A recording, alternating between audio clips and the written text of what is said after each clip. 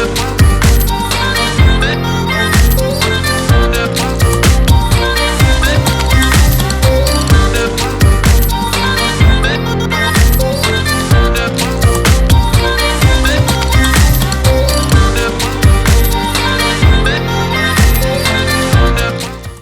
joining me on another episode of the Roundtable Talk Show. I am your host, Sharifa Hardy, and guess what? It's showtime. If you tuned in to yesterday's show, you will get that special meaning. It's a special shout out I'm giving to one of our guests from yesterday, Michelle, who joined us. So while I'm prepared to introduce the guest, I'm going to ask you to do what I always ask you to do, and that is to go out and be an evangelist for the Roundtable Talk Show. That's right. Someone somewhere needs to hear this message. I feel like I'm in church today, but I need you to go out and spread the word. Your neighbor across the street, grandma, grandpa, your spouse, your son, your roommate, someone somewhere is sleeping peacefully. And they don't need to be. They need to be up and watching the Roundtable Talk Show, because friends don't let friends miss out on the Roundtable Talk Show. So while you're sharing the show, I'll go ahead and introduce my very first guest, who since the first time he's been on the show has become a dear friend. I can actually brag. You ever have a friend that you can brag to your other friends about? This is that friend. I'm like, you know what? I got a friend who's an actual knight. How many people have actually been knighted and then you actually are friends? But Sir Sanju is an entrepreneur, and he understands what level of dedication and support is necessary to help make a business successful. His partner, Salina, an MBA and MHA graduate, is also an integral resource, providing her expertise in healthcare marketing, finance, and client services. We are strongly convinced that in today's business world, it's a valuable asset to understand the global market and how it can present opportunities. I think the opportunity is having Sir Sanju here today. Good morning, Sir Sanju. How are you? Fantastic. How are you today? I'm excited. Did you know I brag about you? That's pretty awesome. I don't brag about myself. For those who are just now tuning in, please share your experience of becoming a knight. Sure. Actually, it's crazy. It's almost exactly a year ago that we were recognized, or I was recognized, I guess, for my work in the community, especially working with women and underprivileged communities. And I was knighted under the Order of Saint Stylianides out of Eastern Europe. So it was a really cool experience, very surreal, very unexpected. But you know, it's given me a lot of motivation, I guess, to continue what we've been doing and keep our work going a lot stronger and a lot more broader, especially during these past few months where it's been a little crazy for everybody. So, you know, it was a very, very cool experience. I highly recommend it. But To figure it out. I want to be, am I a lady or what is that? You'd be a dame. A dame. I want to be a dame. How do I become a dame? How do I do that? No, I'm going off the track for a minute. I transgress because I want to focus on something. I always get to talk to you. We talk about so many stories, your family, how it's the family business. The last time you brought on your team and your social media lady was amazing. Your entire team was amazing. But during COVID-19 and the global pandemic, you made it your purpose to help even more entrepreneurs. It wasn't just about the services or the products. You said, ask us for anything. Come to us. We will provide you with assistance. Can we talk a little bit about that, Sir? Definitely. So, I mean, while we're blessed in Canada to have a lot of support from the government, you know, there's obviously been a lot of people, unfortunately, that have been laid off or furloughed or however you want to call it. So what we kind of made it a bit of a mission to do is we've been offering entrepreneurs complimentary services to help them get either new ideas or their existing businesses up and running. So, you know, if they couldn't afford to do their SEO, for example, we would take it on at no cost. If they were looking to start a brand or create a new product, we kind of help them create that brand, help them with the website side of it. And the goal again was that, you know, if we can support in any way that we can, it only helps everyone in the long run, right? And so our whole purpose has always been very much to help new entrepreneurs new business people either take what they have because they just don't know where to go from there to the next level, or to take people who have ideas and don't know where to start and kind of put them down that path. And a lot of that is done pro bono, again, just with the purpose of being able to help the community and move everyone forward. Now, if I heard you correctly, you said that if people weren't able to do their SEO, you were willing as a company to do it for them, correct? Right. Yeah. Okay, but was there because you and I, we've talked several times, and you and I think are very similar. Like, I come up with all these ideas that I want to help people and entrepreneurs, and I want to make the world a better place. But then there's a part of my team that always comes back and like, Sharifa, okay, the bottom line says that that would be wonderful and that would be nice to do, but we are a for-profit organization. So when you decided to go out and help entrepreneurs pro bono, what was that like for you? And was everyone as excited? I literally had my accountant sit me down and yell at me. It was kind of fun. But, the way that we always looked at it is that, we do have clients that, and all our clients have a relationship with us where, they trust us and we trust them completely. So, we're the ones that are able to afford it and do it. We're able to kind of use some of that extra, let's call it margin or whatever it is, and put it back into a fund to help the other side. So from us, it's always been sort of a balancing act. Initially, yes, I did do it completely pro bono in the sense that I didn't have a way to supplement it. And when you started looking at the numbers as a business, it was hurting us as a business. But, I felt damn good. But as a business, it didn't make sense at that point, right? So what we did is we actually created our own fund. So of every sale that we make or every client that we have, we take a percentage and put it back into this fund to help on the books, on paper, literally, show that we're able to supplement and afford the other side of it. But it talks to my wife all the time about it. I'm like, if it were up to me, this would literally be, we'd do it just for free. I wouldn't charge a penny for anything, because to me, it's never been about the money or the revenue. It's always been about seeing the success of people and watching them grow. Like, there's nothing more satisfying than seeing someone start from nothing and suddenly, sell their company or get funding, and knowing that you're such a big piece of that or such a big part of that. It's cool, right? From all levels. It is cool, but I also think it's a balancing act. It is. Now, I have more questions for you, but I want to go ahead and introduce our next guest. Our next guest is Kris Ward. Kris is the leading authority in building your business by building your team. Kris is the founder of the Win the Hour, Win the Day philosophy. She helps entrepreneurs create their WIN team, what is next team, so you can get your idea to implementation and make your ambitions come alive.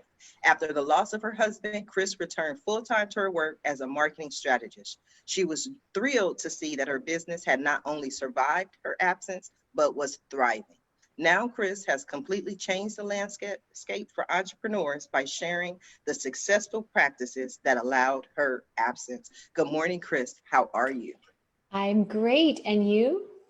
I'm excited. I tell people all the time, a lot of, this is for selfish purposes. I get to learn from the best, from the experts, and I get to ask questions. So I'm always excited and honored to have people such as yourself here with me today. Well, thank you very much. I'm as excited, and I get to meet people like yourself that are very good at what you do. So it's a win-win for me, for sure. Yes, I wanted to introduce you next, mainly because of the topic that Sanju was talking about. He's this wonderful, warm guy who, if given the opportunity, given the chance, he would save the world on his own dime.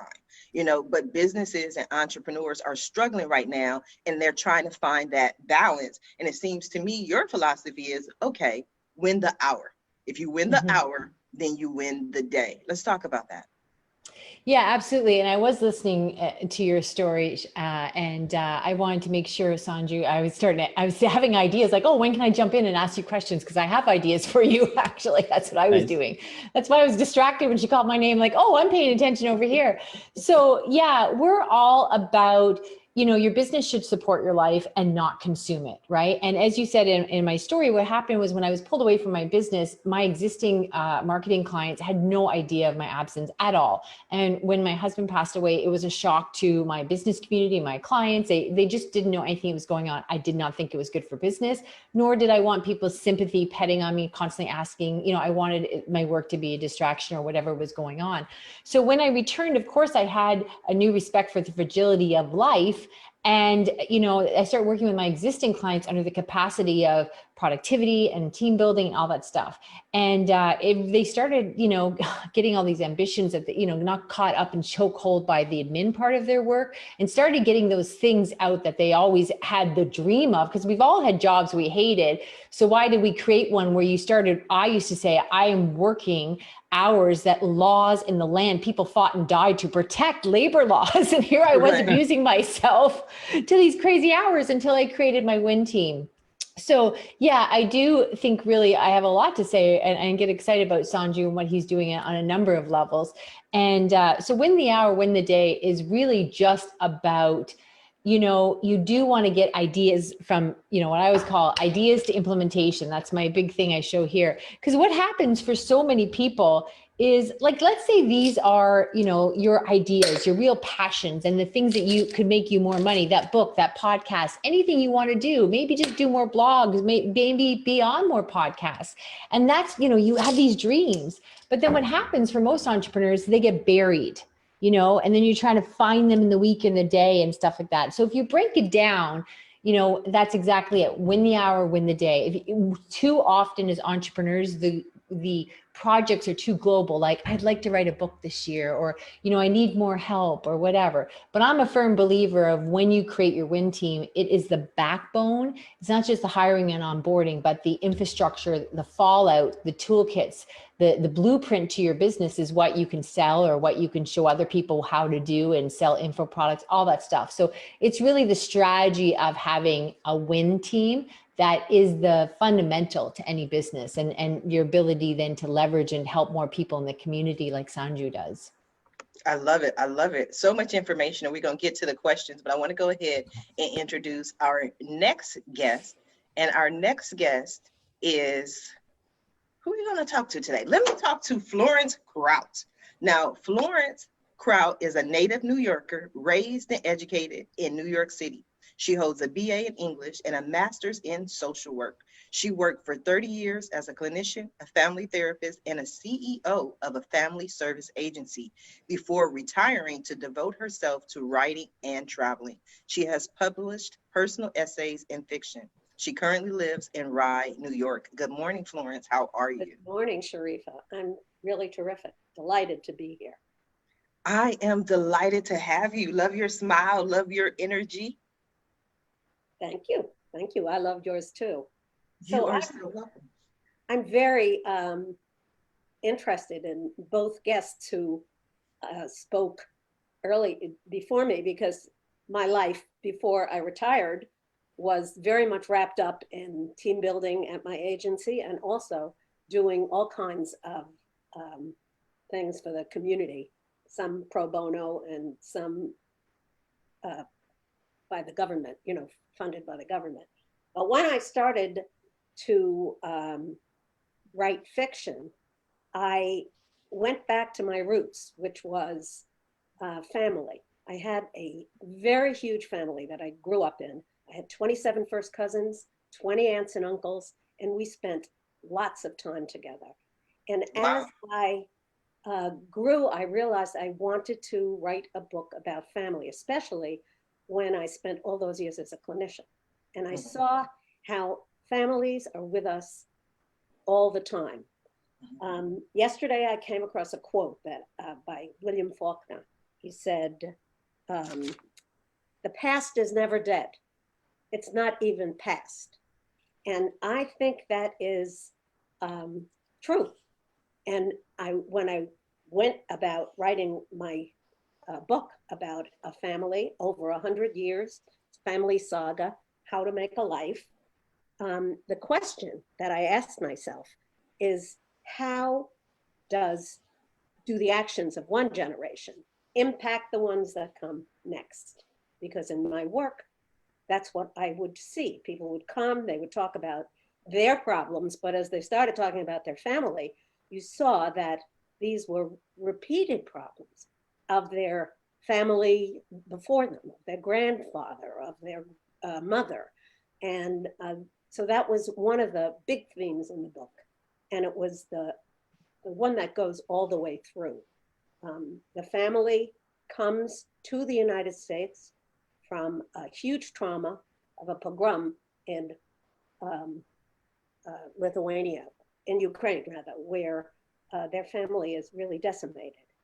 They come to the United States, just a mother and a daughter, and make a life. So the book is how to make a life over the generations. And we follow family members through bouts of mental illness, through gambling, through their own passions, how they get in the way of their relationships, etc. People. I think that's beautiful, and I think it's rare, because I remember in high school one of my favorite series, which turned into a movie. I don't know if anyone has seen it, but it was called Flowers in the Attic.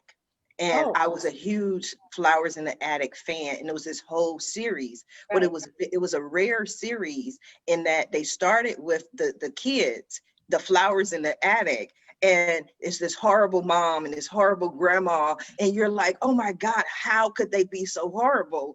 And then in the next book, it shows the life of the mother and the grandmother, and you go, oh, that's how. All right, exactly. And so this is one book that follows a family, 5 children of the first gen who were born in the United States, and then their children and a couple of their grandchildren. They reappear as the years go on. So you'll see a character at 16, then you'll see them at 25, then you'll see them again at 30 and 40. And finally, we have a 100-year-old character who's celebrating his birthday with the family. I've been told by people that of all backgrounds that this reminds them of their family. They recognize the characters, they resonate with them, and they really understand them, just as you were saying. Yeah, I don't know if that's a good thing though, because I see too much mental illness in my family, and I'm like, yeah, I can relate.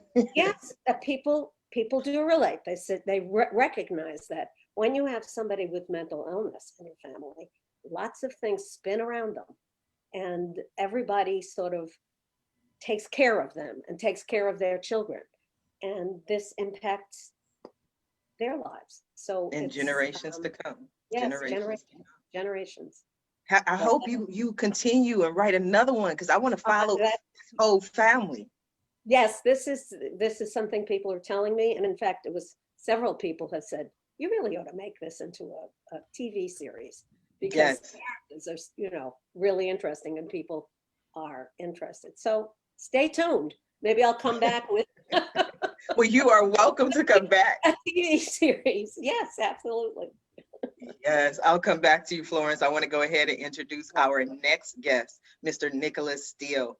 Nicholas broke his neck and back in a bizarre accident and was paralyzed from the neck down. The doctors gave up on him. His wife left him and vowed he would never see his son again. He experienced enormous mental and physical pain and even wanted to end it all. Against all the odds, by using the power of his mind, he recovered. The doctors called him a miracle.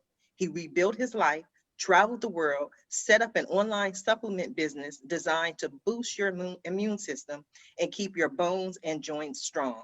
Plus, recently he set up a unique CBD oil company with unrivaled products that have had incredible results for customers. Good morning, Nicholas. How are you? Good morning. I'm very well, thank you. Thank you for inviting me to the show. You are so welcome. Wow, all of that happened to you. Yeah, that happened to me, and there was more on top of that as well, because before I broke my neck and back and was paralyzed, I was actually diagnosed with an incurable disease that was going to put me into a wheelchair as well. So I had to overcome that one first, which was a big step for me. The doctors told me they were going to operate on me and that I better make a video for my son because I may not survive the operation. So I've had to overcome some big challenges in my life so far. And did you make the video? Did you make the video? I did, yes. It took me, I cried all the way through it. So it took me about 20 attempts. It started with, if you're watching this, then I'm dead. I mean, So yeah, it was a father trying to pass on advice to his son, and thinking about it now is making me tear up. It's making me tear up, and I don't even know you or your son, but I've only seen those type of videos on television when someone has to do that. So I just applaud you because you're laughing, you're smiling, and that's one of the reasons I love talking to people is you can see the power of the human spirit, and we can definitely see it in you.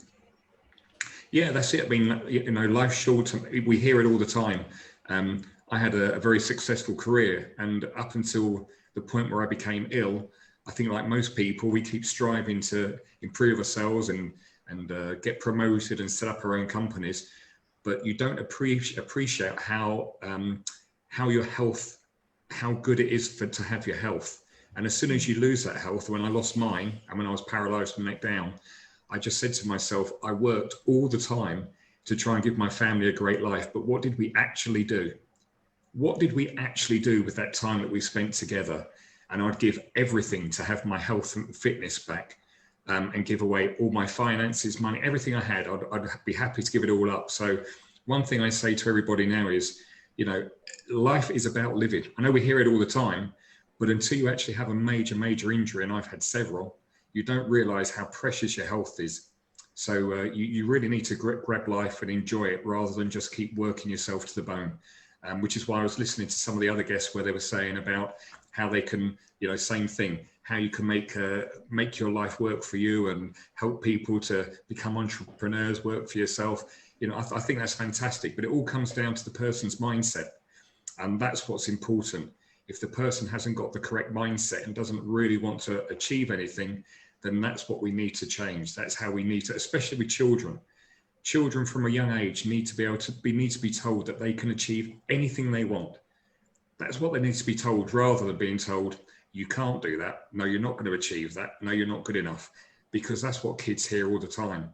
And we need to change that from an early age. So we have children growing up with a positive attitude, really with the will to win and strive and be successful, and then give something back to the community, as Sanju was saying, the same thing that we do.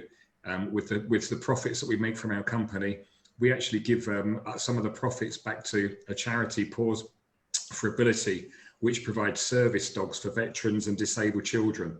So I'm always trying to give back as well as bringing products to market which help with people's health, to improve health, because I'm all about boosting the health, the immune system and the brain. I think it's also important that we give back to a community to try and help and move those people forward and help as much as we can. I think that is powerful. I think that is positive. I want to go back to something that you mentioned when you were talking about what we need to give to the children. Were you raised that way? Were you always raised with that mindset? Yeah, my father was a self-made man. As he said, you don't get anything in life, you have to work for it. He didn't give me anything. He made me work for every penny. So I used to do a paper round, I used to caddy, wash cars, you know, to make my money, to earn things. He didn't give me a penny. I worked for it. And I think I learned to appreciate it, but I was always told, well done, you've done a great job. Now, what do you want to do next? Move forward. So it was getting praise from my parents, but it was also them telling me at an early age, you can be whatever you want. You can achieve anything you want. We've done that. We've come from nothing, and we're self-made people.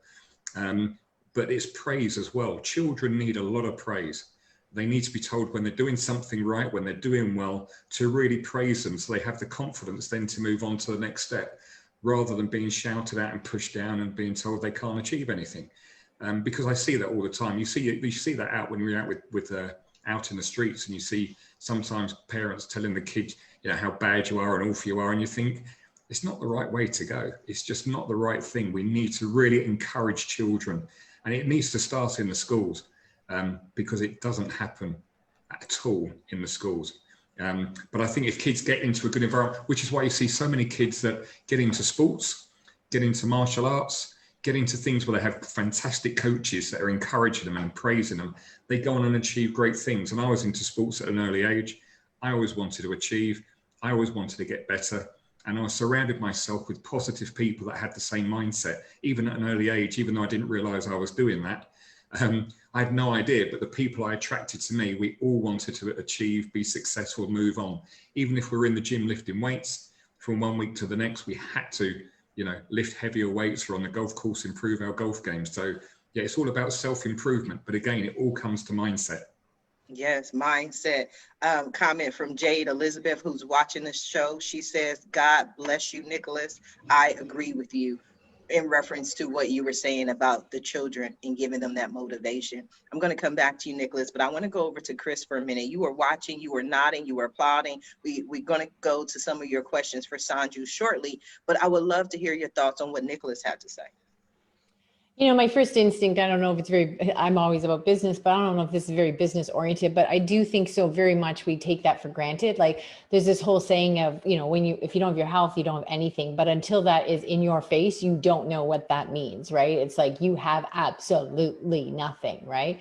And that we do get caught up in your next thing and try, you know, all these ambitions and stuff like that. So, you know, for me, my personal experience was, wow, things that I thought were a problem years ago, like my definition of what is a problem has forever been changed. And I promised I would never forget that. Like, is this really a problem? It's an inconvenience. Maybe I'm frustrated. Maybe I don't like it, but is this really a problem? So I do think it changes everything of how you do your work, how you are as an entrepreneur, how you run your team, when you redefine what is a problem and how you're going to react to that.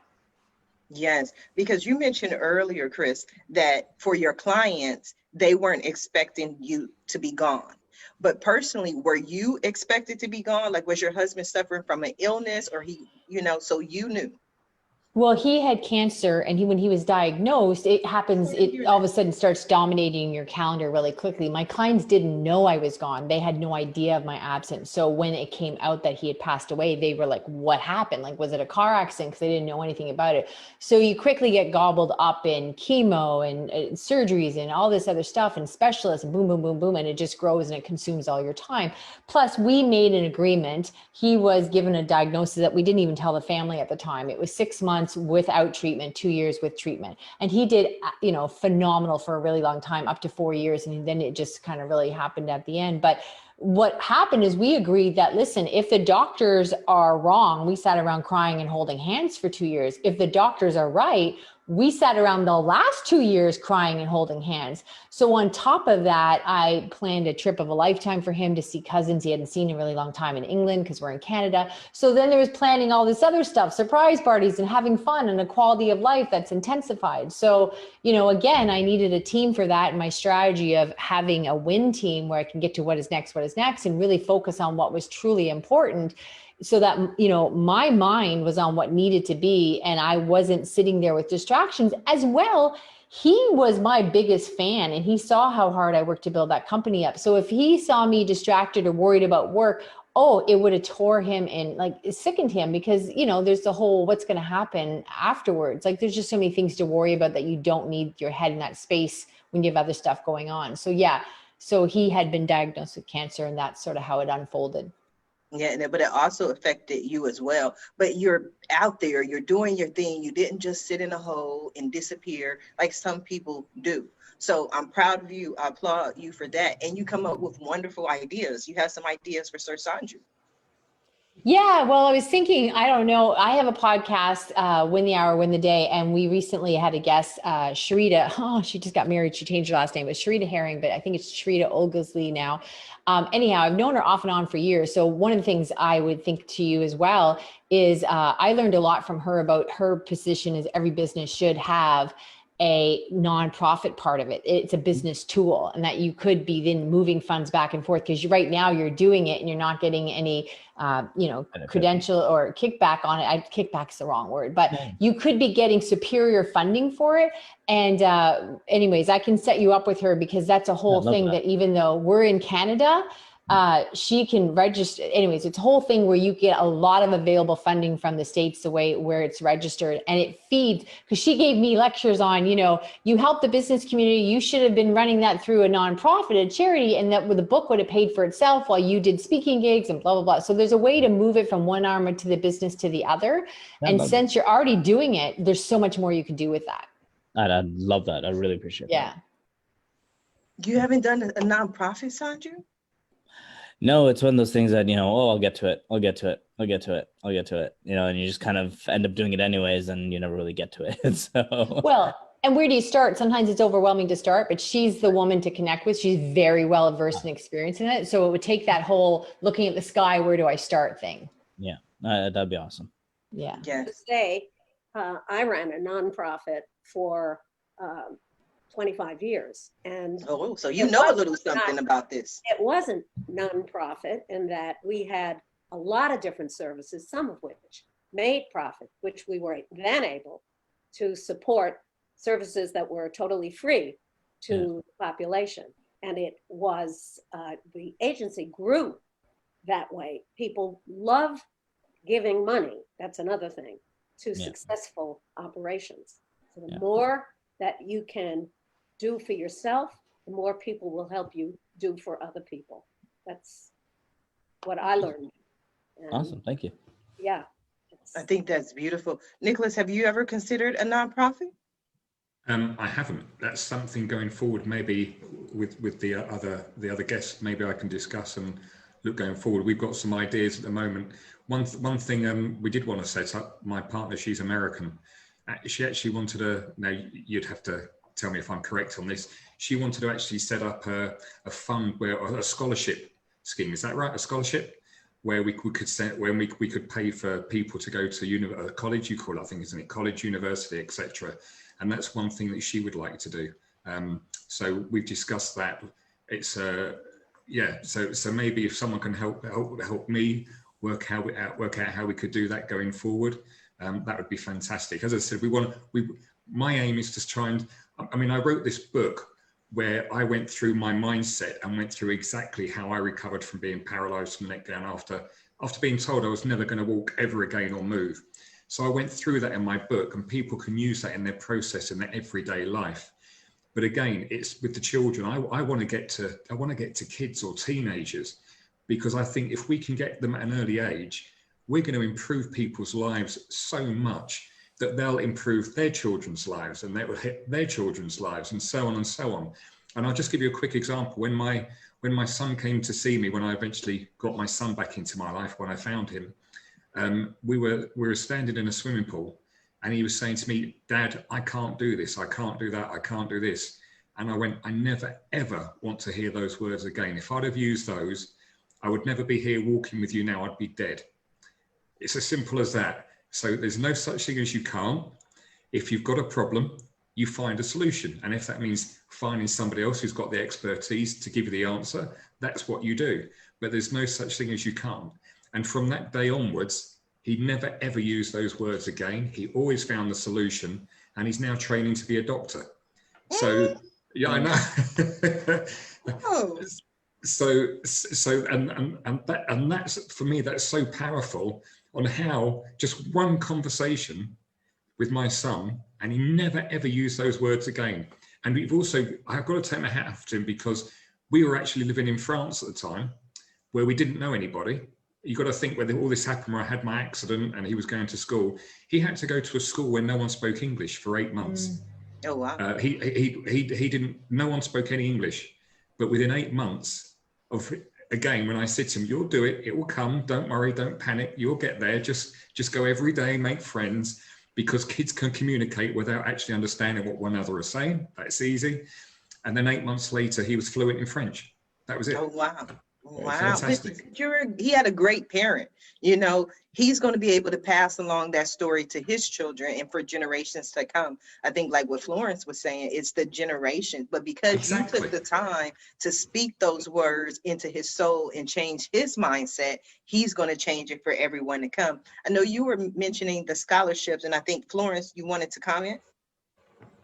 Oh, yes. And, you can easily you have to set up a not-for-profit that is part of sort of a standalone, and feed it through donations and or money that you make, that you put in. And then, then you have to, there are rules and regulations about how to run. Clearly, how do you pick the people who get the scholarships? That's a whole other thing. So you're going to need a little staff. It's not free. Profits are not free.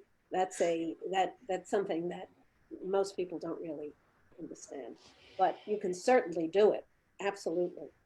Okay, great. Thank you. Say you Kris? can absolutely do it. Can I ask a question? Kind of Go ahead. unrelated. So all of you on the panel today have written a book, right? Sharifa, if you remember when Krista was on, Yes. that she had mentioned to me that, I don't give enough time back to my writing. Mhm. So I guess my question to all of you guys is what motivated you or drove you to write or contribute in the form of a book? I'll be happy to go first if Yeah. that's okay, Sanju. Well, obviously, I just returned to England after just learning to walk.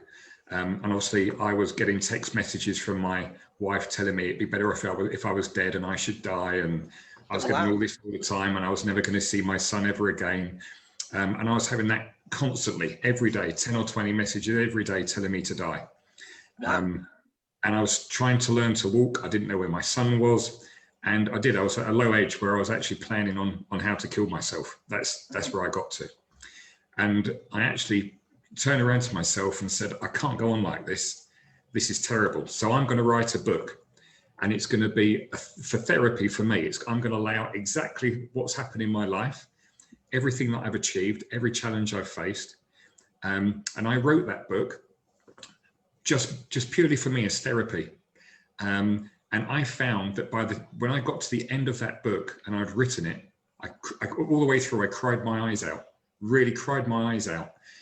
But I got through to the end of the book, and all of a sudden it felt like a weight had been lifted, a massive weight. And all of a sudden this is the next chapter of my life. I can move on now because I can't be beaten. She can tell me to die every single day, and I can only just about walk. I was walking like RoboCop, and only 2 of my fingers worked, and I was being fed through a tube in my stomach. I couldn't even eat. So I was being fed through a tube in my stomach for 16 hours a day. Wow. But I got to the end of that book, and I just went, right, next chapter of my life, I'm going to rebuild and start again. And it was only because it's a selfish, I did it for me, but then friends and family read it and they said, you've got to release this because it will really help people. And I've got no idea how to market a book. I just put it out there. I've never advertised it, marketed it. I didn't do anything, but people contacted me and said that it was the most inspirational story that they'd ever read. And another guy contacted me, and a guy called Leo, a German guy, who said that he heard me on a podcast. He read my book. He then left his job, set up a business, and 5 years later he sold his business and became a millionaire. Oh, wow. I'm gonna have to get that book. Yeah. And I've had other people contact me to tell me, that they've just used the processes that I wrote in my book, and they've managed to overcome the challenges they're facing. So for me, I like to give back. I'm a real people person. So again, it's, I've given something out there. I've never marketed it. I don't know anything how to market a book. I'm being honest, no idea. But I just wanted, if I could just help change one person's life for everything that I've had to go through, for me, that's absolutely fantastic. And I've had, I can't tell you how many people have contacted me to say you've changed my life and it's improved and I've got on with it. So for me, that's fantastic. And so Sanju, I mean, I think for you, if you could write a book with all your knowledge and you would help people with the information that you can give them. And when they contact you to say, you've really helped me, it's a massive kick, and it just makes you feel so good and so positive that you just want to keep doing more and more and more. And the positive energy I get, I try and put out there, and you can feel it around other people. When I meet other people, You can feel it around you. I can feel it in what you're saying, and I can feel it in your energy. And you have changed my life just by being here today. I want to allow Florence to answer Sanju's question, please. Sanju, which question was that? About writing the book. Oh, yes. Well, I wrote a book that is fiction. So, because I believe that people can learn from and the truth that is fiction. It's not a how-to book, of course. It's a book about a family. And that's why I wrote this book, is because I had really strong feelings about how families impact people in my own life and my clients' life at the agency. And I love to tell stories because I think stories are how people learn. Even when you write a nonfiction book, I mean, it's what your story tells people that makes your book so impactful. So I believe in stories, and I wrote this book, and I have lots of stories on my website because I think that's the way people learn. My website. And I agree. I mean, to me, even as an agency, we've always said that, you know, it's all about the story. It's how you tell the story. It is how you tell the story. And so fiction can help people learn, but it also makes them feel. And that's a very big part of what I'm all about. So yes, it reminds me of one time a friend of mine told me, she said, Sharifa, you have such an interesting life. And I told her, I said, my life is no more interesting than anyone else's. It's just the way I tell it. You know, I love to tell my story. Right. You are so right. Every person that I meet has a story that is engaging and wonderful if they knew how to tell it or if somebody else told it for them. It's absolutely true. Absolutely. Kris, love your response. Yeah, well, Sanju, like yourself, I started working with more and more people and I just couldn't keep up with the capacity. And I thought I really wanted to create a movement where your business should support your life, not consume it. And that business should be fun. So I thought a good way of doing that was to get a book in their hand. And a couple of things, Nicholas, I'm sorry, the marketing strategist me will say, look, if you ever want tips on how to market that book, you wrote the book, you're telling me it impacts people, then you need to market it so that you can impact more people. You got the goods, you put the work in, and you're telling me it has a big impact on people, then you need to do that justice and help more people with marketing it. So reach out to me if you ever want tips or want to talk about that. And the same thing with you, Sanju, with all that you're doing, I would tell you definitely you want to be getting that book out. And I would also tell you, reach out to me because I learned so much and did so much with that book. And it took me like a year to write it. And now I will tell you how it's going to take me a month to write the next one. There is a formula that's I just learned has been crafted and you can crank it out much faster than most people understand. And it's just really sweet. So reach out to me and I'll give you some tips on that as well. I appreciate No, we want some tips. We need a tip, something. Give us Okay. something. Okay, I'll give you tips. So when you're writing a book, here's what happens to most people. You let the content drive the book. You're like, okay, I got all this stuff I want to say. Oh my gosh. And I sat down and I'm like, okay, I'm going to write 5 pages a day. And some days I was like, I don't think I have 5 pages in me, but then at least I realized with the math, when I worked backwards, well, if I don't do 5 pages today and I need to get this out by June to the editor, tomorrow I have to do 10 pages.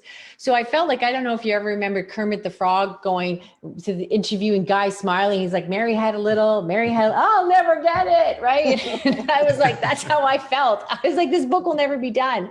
So it really did take me a year to write that book because I had to rewrite it. I was, my messaging was off and a whole bunch of things and whatever. And I had nice people that cared about me told me this first one, get it out of here. So I did that. But since then, what I've learned through strategies, what I would tell you is, and I kind of did this before, like an essay in university, but I didn't do it enough. Take your book. Now, first thing you want to know is 3 small books do way better than 1 big book. That's just the way it goes. And what happens on Amazon is then when people come back for the second book, it'll research the first. It's just a better formula.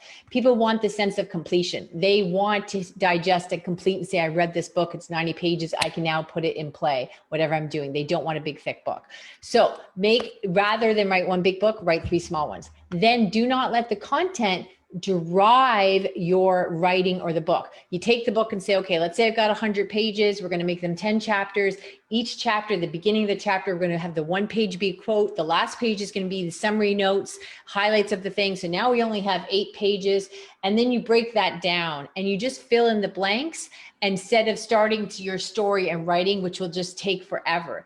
The other thing I would tell you is you think far more effectively when you're speaking of what you know versus sitting down and now starting to write.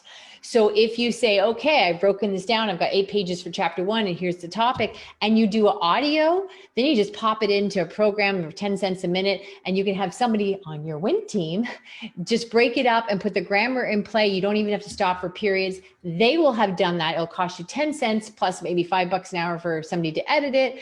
And now you're looking at it and now you can tweak your thoughts a little bit and shape it a bit more, which will take you like a half hour, because you type, even a good typist is about 55 words a minute, which is not including creating, but we all speak about 150 to 200 words a minute, but we also think better when we're speaking versus when we're writing. So those are some ways and then what you do is you can be setting this up and getting it to editing in like 3 or 4 weeks. Interesting. Huh. Brilliant. Thank you. That's all I have to say. That was brilliant. That's great. Yeah, those are just some of the tips. I've got more. What needs to happen now is after the show, Kris, just go back to the video, edit out that snippet and add it somewhere. So when people ask you for a few tips, you can just send them right to the video, because that was just perfect. I mean, I got so much information that I know I'm going to have to watch it over and over and over again, because there was so much gold in that couple of minutes. It was beautiful. Florence, you were going to say something? I was just saying it's wonderful. It doesn't exactly work for fiction, but No. some of it does. Some of it actually, Yeah. you know. Yeah. So, And then if you've got a good marketing strategy in play on how many podcasts you're going to be on, and you just keep generating that, Nicholas and Sanju. And then also, here's the big part where everybody does wrong. This is why I'm passionate about creating your WIN team, is if, outsourcing is like, we just have resources that we never had 10 years ago. And you could be really getting your message out and being an influencer, having more impact for, dealing with somebody that's like $5-6 an hour, that's highly trained in this. So you could be having somebody combing social media with a strategy, saying, like right now, we're launching our outsourcing playbook for busy entrepreneurs next week. Okay. It's a big thing. It's a Black Friday special. So my social media person right now, she's constantly all day going through the groups, and we call it answer stuffing. So I said, listen, I'm busy today. I got all these interviews. Go into every one of the groups and give me a link to anything that you think I could, like, what's something you're excited about? What are you working on? What are you promoting this month? Anything that I could go in now. And she's given me a list of all the links in different groups or things on social media. And I will go in and answer them because she's grabbed them all for me. You will also find then too, that when I start answering them, there's very similar responses. So what happens is, for even myself, I'll copy and paste that and put it in a Google Docs. Sometimes I'll go, oh yeah, what's something you can talk about for 20 minutes without any preparation? We see that all the time. Oh, I've got that in my doc, copy and paste, right? So you guys could really do a lot, Nicholas, with your book, with the right strategy in play. And that's just like baby droplets in a big pool of an ocean, right? There's so much more you can do to get that message out and help more people. I think we just gonna all call you. That's how we just solve this problem. That's how I solved that problem. Like, I don't know anything. I'm gonna have a WIN team. Kris is gonna be at the top of that WIN team, and that's just how we gonna. Are y'all with me, Sanju? 100%. Yeah. And that WIN team, I'm not kidding you. I work with people all the time that are hiring people for $20-$30 an hour, and they're not getting the return on investment they want. And they're all like, could we borrow your team and blah, blah, blah. They think I trained them for years and all this amazingness. Or my clients, most of my clients will tell me they get 25 hours back a week within the first month of working with us. And then they're spending way, way, way less on their team than they ever did before. And they're getting way more time off. So it really is a strategy. It's not rocket science. It's really simple, but it's kind of like, think about chocolate chip cookies. We've seen them everywhere. Everyone has a recipe. Grandma's got a recipe. Some people make them without no recipe. But if you take the cookies out of the oven and then add the chocolate chips, it's a whole different cookie. It's all mushy and whatever, right? So it's all about strategy. So creating your WIN team is not difficult, but it is about strategy. Sanju, how did you create your WIN team? Because you have an amazing team, including Mine definitely took a while. It definitely took a while. Because we don't offshore our team, everything's kind of done locally. It's like you said, Kris, it's a little bit of a different strategy, right? So for us, it was very much finding the most talented for the best costs, to be real, right? At the end of the day, and making sure that we were hiring people that were not only ambitious, but actually wanted to do what they were doing. And I think that's the problem with a lot of the resources available today, whether it's onshore or offshore, is they're in it for, the first and the 15th. And that's where you kind of start to see the decline, right? And the way we bring people on is we don't look at their current skill set. Like, we don't look at a resume. And I brought this up before. I don't think I've seen any of my staff's resume. I think it's irrelevant completely. So what we hire on is, do they have a basic skill set of being able to talk to people, an ambition to learn, and can they get along with everyone at the end of the day, right? Because we all jump into each other's roles at all times. So that's where we go on. And then the training, you can train, anything can be learned past that point. So, we'll often turn down a brilliant candidate that's, 30 years in the field for someone who's been there for 2 years, but we know we can get them to that place. And our clients will love them off, like you've experienced on the last call that we did with everyone. So I agree with you, Kris. It's, having your W.I.N team is 100%. I think having it as a offshoot or an extension offshore is a bit of a different process than onshore. But I don't think It anyone is. right? I can add to that. I agree with everything you're saying, because we hire what I call CAPS: character, ambition, personality, and success. And those are 4 things, and it's nothing to do with the resume. So I add to that for sure, 100%. When we talk about offshore too, people who want local teams or want to have it, some of their team locally, there are some limitations for that, because now you're limited by the local geography, and then you have to have enough hours for somebody to come in. If, let's say, you're hiring a video editor and you only need them for 4 hours, well, now you have to at least give them 10, because it's not worth their drive. So now you're watering down the rest of their skill set. But let's say that's really important to you. Like, listen, we're Canadian, I want to hire local. Great. I do that as well. I have what I call in-house team that are local. But when I offshore other responsibilities that are not as demanding or that support the in-house stuff, it allows me to accelerate the business faster and give the in-house team higher and higher wages I would not have been able to do without outsourcing. And the outsourcing, and the outsourcing, I mean, I've had outsourcers that have been with me like 7 years. So it's got a bad name. They're not physically local. And I'd like to say they're not in my office, but nobody is anymore. So nothing's changed, right? And that's, our whole model has also been since day one remote. I've never really had staff. And I think it's a waste of time personally. It's kind of funny how it all fell into place, but I do agree with you. Things like videographers, photographers, even some website developers, it doesn't make sense to have them in-house, because there's not enough to do, and there's not enough to motivate them to do things on time. Right. So if I bring a web developer in-house, for example, they're going to take 4 weeks to do a website. If I pay them per website, they'll have it done in 48 hours. Right. So you're right. There's certain, positions or roles that it doesn't make sense to keep them in-house unless you really have, that type of a need. And these are often the things you find yourself doing at 2 o'clock in the morning. Like, I was dealing with this lady who's a very high-end accountant that only deals with military businesses, military funded, government funded former military people businesses, very niche accounting thing. And she had this big function, this big event once a year. And there she was, 2 o'clock in the morning with all her education, trying to make the flyer on Canva. And I'm like, whoa, because you get sidestepped and all of a sudden, right? So it's, I'm really passionate about that. You should be in your zone of genius, because the big thing is, what I tell people all the time is, you're damaging overhead, delayed income, or diminished opportunity is really what cripples the business. And damaging overhead, people think, oh, I'm not paying that much or whatever. You're the damaging overhead, because the money you could have brought in, now you're spending all that money doing a Canva flyer. You're the damaging overhead. 100%. It's penny wise, pound foolish, right? And so I see it so often. But what would be cool, maybe offline, I'd love to pick your brain, is, the problem I've always had, which I've gotten better at now, is I am the brand. So if I want to go on vacation and, wherever, it's like, no, I want to speak to Sanju, right? And so I've gotten better at pushing that off.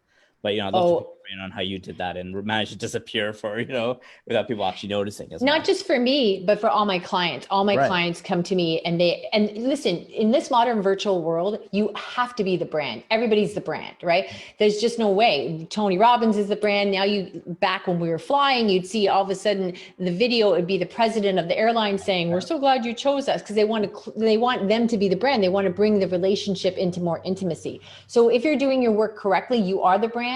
But that does not mean that you should not be planning your whole work within your vacations and living the life that you're promised as an entrepreneur. Oh, that is wonderful, powerful words to end this show. Now we are coming down to the last few minutes of the show. And what I love to do at the end of every show is just simply allow my guests the opportunity to speak directly to the audience, to everyone who is watching this show live, as well as everyone who is watching it in the archives, and simply let them know what you want them to take away from your appearance here today. And we're going to start with you, Florence. Great. So my book is How to Make a Life. You can buy it in any bookstore, Amazon, Barnes & Noble. It is available on Kindle, and will soon be available on Audible, on an audio book. My website is my name, Florence Reiss Kraut, and you can read stories, essays, blogs, travels on my website and sign up for my newsletter. I'd love it to hear from people who read the book and like it. And I do a lot of book clubs. If you have a book club, I'd love to have a conversation with your readers, just as we are here. How to Make a Life, Florence Reiss Kraut. Thank you. Yes, How to Make a Life. Nicholas, what do you have for us? I would say to people, it's your mindset. Your mindset needs to change. You need to become really positive. You need to stay away from all the negativity. Stop watching news. Stop watching really crappy reality shows. Start laughing. Start watching comedies. Change your brain. Everything is about your brain. Everything in today's life is doom and gloom. And your subconscious takes that away, so it stops you from overcoming challenges. So you need to understand how you can change your mindset. So what I would suggest is to people, if you want to read my book, it's called The Unbreakable Spirit of the Unbreakable Man by Maxine Steele. That was my mother who had to write it, because obviously my fingers didn't work. So I taught, she wrote it. So it's The Unbreakable Spirit of the Unbreakable Man by Maxine Steele. That's on Amazon. I personally launched or designed some products for me to help boost your immune system and your brain health. And that you can find those at steelspirit.com. And finally, we've just launched a unique range of CBD oils made up from 5 different strains of cannabis plants. They're unique. No one else in the world does this. They're completely raw, so it's like squeezing the raw plants into the bottle. So if you want to go to melspremium.com, that's where you find those products. And it's all about, everything I do is about improving your body's health, boosting your immune system, and taking care of your brain's health. Everything about the immune system and your brain, changing your mindset, and actually improving your life and overcoming any challenges. So last thing I would say is anything is possible. Don't let anyone tell you that it isn't. You can achieve anything you want. That is powerful. Anything is possible. Yes, I definitely agree, Nicholas. Kris, what do you have for us? Yeah, just, you know what, if you thought anything I said today was worth its salt or of any interest to you, check out www.freegiftfromkris.com. We've got a bunch of things that we're still charging for, but we're giving them away to your audience, to you guys, for joining us on this magical hour. And Sharif is right, be advocate, spread the word of her wonderful show. So just check out www.comingsoonfromkris.com. And remember, you know what, business should be fun and life should be more fun. Yes, absolutely. Thank you. Sanju, what do you think of today's show? You've been back a couple of times. How are you feeling today? I absolutely love today's guest. I think it's, I look forward to buying all your books and then reading them. Like, they'll look absolutely amazing. So thank you for letting me be part of the conversation today. I would say that, I changed up my artwork this time, because I think what I wanted to encourage this time was the art of a good conversation and a fair conversation. And no matter where and how or whatever our backgrounds are or beliefs are in life, there's no way why we can't bring all of our genius together and promote love at the end of the day. I think that is powerful, and I love the artwork. I think it's so beautiful, and just the half and half. I like it. Different faces, but coming together. I want to thank you all for being a guest on today's episode of the Roundtable Talk Show, and I especially want to thank everyone who tuned in to watch this show live, as well as everyone who is watching it in the archives. Just because you didn't catch the live show doesn't mean you are not important and that we don't still need your support, because we do. Go ahead and share the show with your friends, with your network, but please go ahead and support our guests. Visit their websites. Their link is in the Facebook post above. And when you're visiting their websites, follow them on social media. And when you send that first message, please let them know Sharifa Hardy says hi.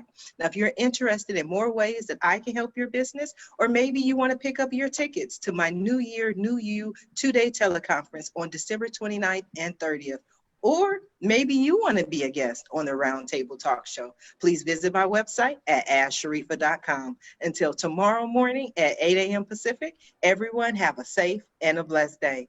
Bye now.